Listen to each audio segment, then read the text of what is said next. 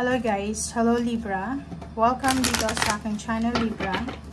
Alamin natin kung anong messages, vibration, gabay, energy para sa lahat. For general reading, so pwede kang makaresonate Libra. Alamin natin kung anong messages, vibration, or gabay para sa lahat ng Libra for the month of December 2024.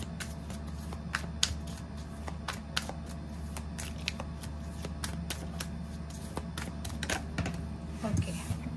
First card, action. Oh.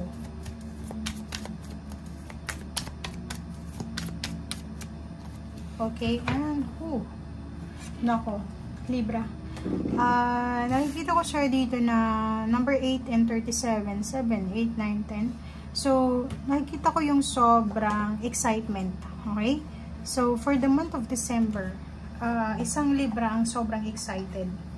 Excited siya siguro sa homecoming, sa celebration, excited siya sa paparating. So, mabilis yung action niya, or pwedeng mabilis yung progress, yung movement ngayong buwan na to. So, ibig sabihin, isang hinihintay mo, di ba yung parang tawag dito, yung estudyante nag-graduate, sobrang excited siya, or pwedeng yung OFW na pauwi ng Pilipinas, sobrang excited, 3 months bago pa yung uwi, naka-impake na, di ba? Yung iba naman, excited for the birthday, excited for Christmas, excited sa kung ano yung blessings na matatanggap nila or gift. Dito yun, di ba? Parang hindi mapakali yung Libra na to dahil sa excitement. Okay.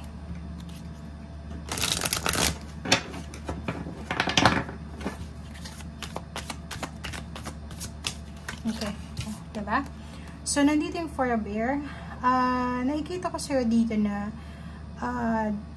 wala na yung medyo madilim na kapaligiran sa'yo. Tahimik ka na diba? Sobrang peaceful na yung energy mo. Pwedeng nasa recuperation ka na talaga. Parang to tawag dito. Recovery. So, pwedeng marami kang kailangan na i-recover sa sarili mo. Sa either emotional health, physical health, financial health, or kano pa man. So, nakikita ko sir dito na most of the days ng December ay gagawin mo is magpapahinga ka. Okay? Sobra-sobra yung empowerment na mararamdaman mo. So, nakikita ko sir dito yung pagiging organized, pagiging leader, kung parents kayo, dito mo ipapakita sa buwan na to yung authority mo bilang isang magulang or isang kung mataas yung posisyon mo. Nakikita ko na maraming tao yung posibleng hahanga sa'yo or susunod sa kung anong gusto mo. Okay? Voice counselor, abogado, ganyan-ganito. So, nakikita ko siya dito na nakafocus ang buwan na to sa pakikipag-usap sa posibleng mayor or pwedeng mga matataas na posisyon sa society. Okay? Ito naman is pwedeng abogado or pwedeng tungkol to sa doktor or engineer or yung mga professional. Pwedeng may inaayos kang papeles, bahay, dokumento, parang ganun. Balance number 14, 5, compromise self-control. So, may kailangan kang kontrolin. So, yung emotion mo, kontrolin mo kasi sobrang excited ka, baka makagawa ka ng isang desisyon na hindi mo pinag-iisipan. Kasi minsan pag sobrang excited tayo, hindi tayo aware na yung mga desisyon natin is hindi appropriate sa actions natin, di ba? Pansin nyo pag masaya kayo, sobrang kayo. Minsan pag masaya, hindi makakain. Yung iba, kain ng kain. Yung iba naman is pag malungkot, shopping ng shopping. Diba? Parang ganun. So, control. Kailangan mo ng self-control dito. 6 of water. Nakikita ko na sa buwan ng December, maraming parang realization of your past.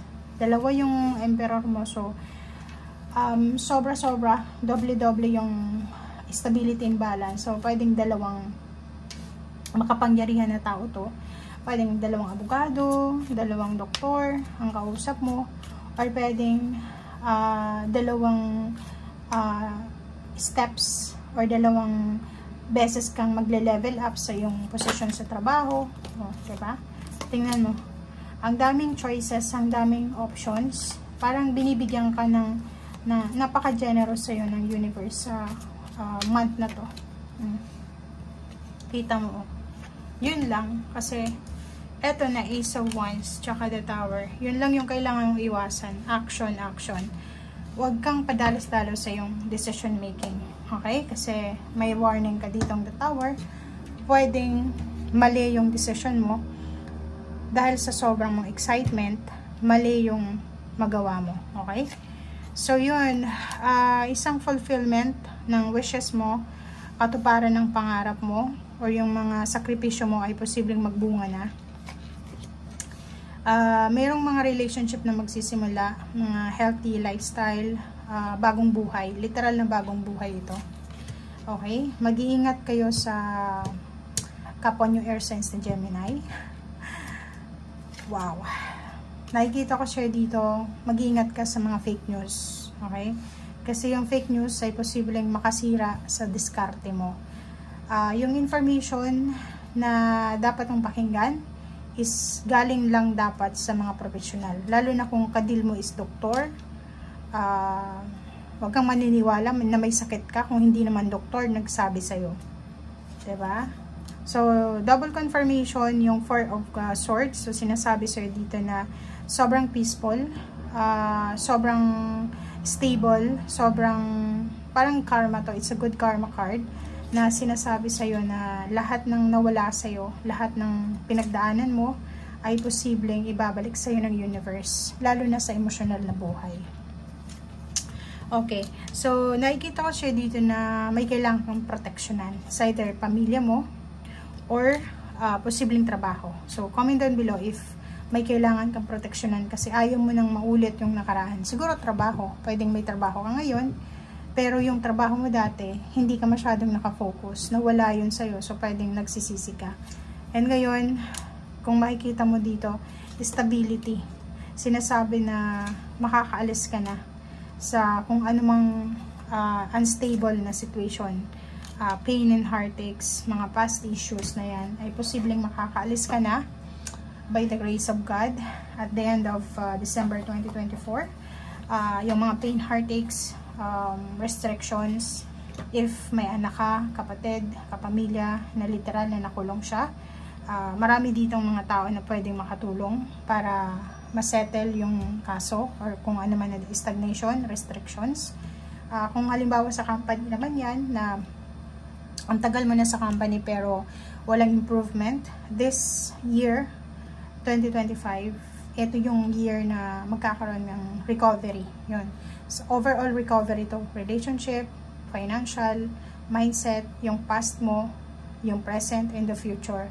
Magkakaroon ka ng peace of mind. Okay? So, thank you guys. Bye!